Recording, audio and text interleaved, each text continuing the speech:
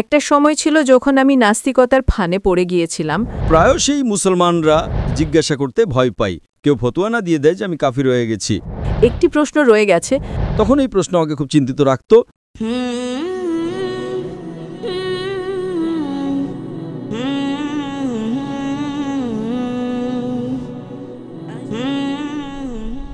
আমার নাম ইয়াসমা আসাদ গিল এবং আমি একজন অভিনেত্রী। একটা সময় ছিল যখন আমি নাস্তিকতার ফাঁদে পড়ে গিয়েছিলাম, যখন আমি আমার স্নাতক করছিলাম। কিন্তু আলহামদুলিল্লাহ আপনার ভিডিও এবং আপনার লেকচার শুনে আমি আমার ধর্মে ফিরে এসেছি এবং আমার বিশ্বাসকে আমার কাছে ফিরিয়ে দিয়েছে।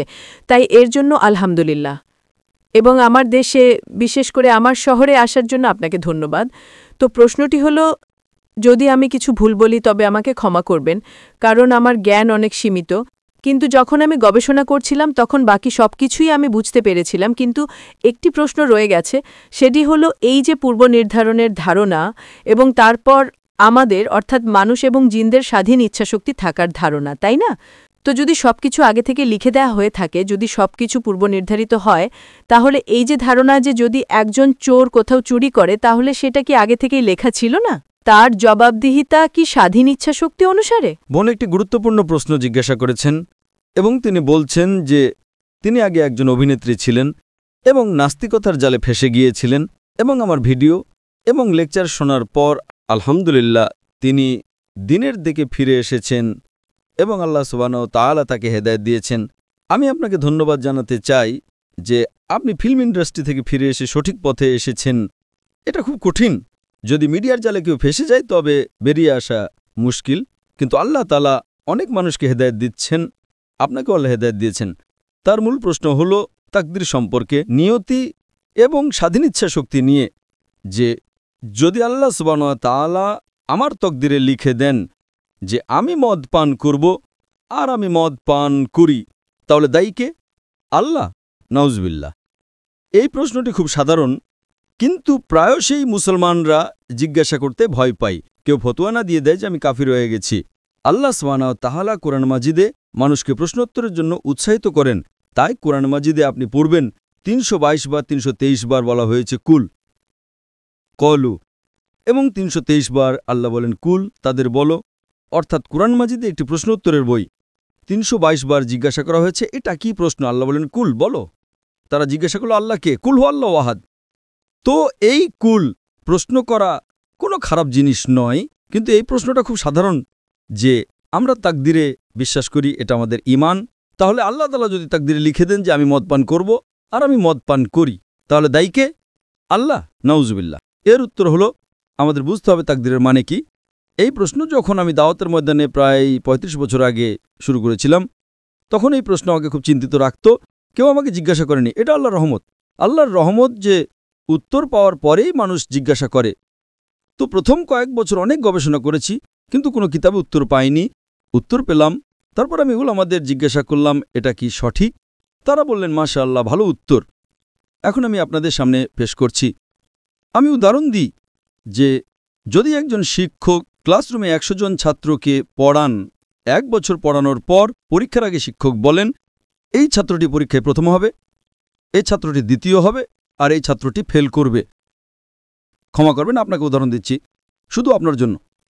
আর পরীক্ষার পর এটাই সঠিক প্রমাণিত হয় এই ছাত্র ফার্স্ট ক্লাস, এই ছাত্র সেকেন্ড ক্লাস, এই ছাত্র ফেল করে। আমার প্রশ্ন হলো, যে ছাত্রটি ফেল করল সে কি বলতে পারে যে শিক্ষক ভবিষ্যৎবাণী করেছিলেন বলেই, যেহেতু শিক্ষক ভবিষ্যৎবাণী করেছিলেন যে আমি ফেল করব তাই আমি ফেল করেছি, সে কি এটা বলতে পারে? হ্যাঁ কি না? না। শিক্ষক দেখতেন যে এই ছাত্রটি মেধাবী, ঠিকমতো হোমওয়ার্ক করে, বুদ্ধিমান, এই ছাত্রটি মাঝারি, আর এই ছাত্রটি ক্লাস ফাঁকি দিত, ক্লাসে আসতো না, সিনেমা দেখত। তো শিক্ষক দেখেই ভবিষ্যৎবাণী পড়েছিলেন, আর শিক্ষক প্রায়শই সঠিক হন। কিন্তু তিনি মানুষ, ভুলও হতে পারে। ঠিক একইভাবে আল্লাহ সুবহানাহু ওয়া তাআলা একজন মানুষ নন। আল্লাহর কাছে অদৃশ্যের জ্ঞান আছে। আল্লাহ আগে থেকেই জানেন আপনি কোন সিদ্ধান্ত নিতে চলেছেন। উদাহরণস্বরূপ, এক ব্যক্তি একটা চৌরাস্তায় আসে, সে ৪টে রাস্তার মধ্যে একটা বেছে নিতে পারে, রাস্তা নাম্বার ১, রাস্তা নাম্বার ২, রাস্তা নাম্বার ৩, রাস্তা নাম্বার ৪। সে বেছে নেয় রাস্তা নাম্বার ২। পছন্দটা কার? মানুষের, হ্যাঁ কি না? কিন্তু আল্লাহ সুবহানাহু ওয়া তাআলার কাছে ইলমে গায়েব আছে যে 5ই অক্টোবর রাত 1টার সময়, রাত 1:15 এই চৌরাস্তায় সে আসবে। তার কাছে 4টে পছন্দ থাকবে, রাস্তা নাম্বার 1, 2, 3, 4। আল্লাহ জানেন সে রাস্তা নাম্বার 2 বেছে নেবে। তো আল্লাহ তাকদিরে লিখে দেন আগে থেকেই যে এই মানুষটা 5ই অক্টোবর রাত 1:15 রাস্তা নাম্বার 2 বেছে নেবে। তো রাস্তা নাম্বার 2 কে বেছে নিব, আল্লাহ নাকি সেই মানুষটা? মানুষটা বেছে নিয়েছে। তাহলে দায়ী কে, আল্লাহ না মানুষ? মানুষ। সে এগিয়ে যায়, আরও 3টে রাস্তা আসে, রাস্তা এ, রাস্তা বি, রাস্তা সি। সে রাস্তা এ বেছে নেয়। আল্লাহ জানেন সে রাস্তা এ বেছে নেবে, তিনি লিখে দেন। দায়ী কে? মানুষ। আল্লাহর কাছে ইলমে গায়েব আছে এবং আল্লাহ সুবহানাহু ওয়া তাআলা কখনোই ভুল করেন না। আপনাকে পছন্দ দিয়েছেন, আপনি চুরি করে জীবন কাটাতে পারেন অথবা সততার সাথে, আপনি সততার সাথে কাটান। আল্লাহ তাআলা লিখে দেন যে এই মানুষটা সততার সাথে জীবন কাটাবে। তাহলে দায়ী কে? মানুষ। একটা হাদিসে আসে যে দোয়া তকদিরকে বদলাতে পারে, এটা সঠিক। উদাহরণস্বরূপ, আপনি পরীক্ষায় বসেন, আপনার পরীক্ষা খুব খারাপ হয়, আপনি জানেন ফেল করতে চলেছেন, আপনি বাড়িতে এসে দোয়া করেন, হে আল্লাহ আমাকে পাশ করিয়ে দাও। আল্লাহ সুবহানাহু ওয়া তাআলা আগে থেকেই জানেন যে আপনি এই তারিখে পরীক্ষায় বসতে চলেছেন আর আপনি ফেল করবেন। আল্লাহ এটাও জানেন যে আপনি বাড়িতে এসে দোয়া করবেন, হ্যাঁ কি না? আল্লাহ এটাও জানেন যে আল্লাহ দোয়া কবুল করবেন কি না। আল্লাহ দোয়া কবুল করে নেন। তো তকদিরে লেখা থাকে যে এই মেয়েটি পরীক্ষায় যায়, ফেল করতে চলেছিল, বাড়িতে এসে দোয়া করে, আল্লাহ দোয়া কবুল করে নেন এবং তাকে পাশ করিয়ে দেন। তো আমরা জানি না কি হতে চলেছে, তাই দোয়া করা ভালো জিনিস। তাই আল্লামা ইকবাল বলেন, खुदी को कर इतना बुलंद कि हर तकदीर के पहले खुदा बंदे से खुद पूछे तेरी रजा क्या है। सुभान अल्लाह। তো তকদিরের মানে হলো আল্লাহ সুবহানাহু ওয়া তাআলা আপনাকে ইচ্ছা শক্তি দিয়েছেন 100% না 95, 98। আমি চাই আমি পৃথিবীকে ধ্বংস করে দেব, আল্লাহ তা করতে দেবেন না। কিন্তু আল্লাহ আপনার পছন্দ আপনার উপর ছেড়ে দিয়েছেন, আপনাকে হেদায়েত দিয়েছেন কোরআন এবং হাদিসে। আপনি অনুসরণ করবেন কি করবেন না সেটা আপনার উপর স্বাধীন ইচ্ছা শক্তি আছে।